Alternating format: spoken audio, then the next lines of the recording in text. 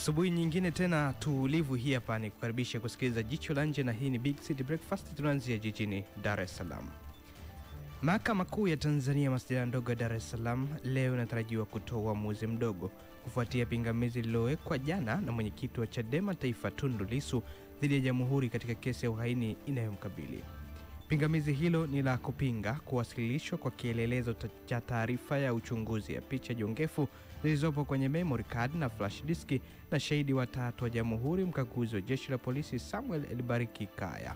Awali mahakamani hapo, jopo la majaji watatu wanaosikiliza kesi hiyo wakiongozwa na Jaji Dastan Ndunguru ilitoa uamuzi mdogo kufuatia mapingamizi yaliyokuwa yamewekwa na mshtakiwa ambaye anajitetea mwenyewe kwenye kesi hiyo mwishoni mwa juma lililopita, mapingamizi ambayo yalijibiwa na Jamhuri mwanzoni mwa juma hili, ambapo katika uamuzi wake mahakama imekubaliana na hoja za mshtakiwa katika pingamizi hilo lililokubaliwa na mahakama.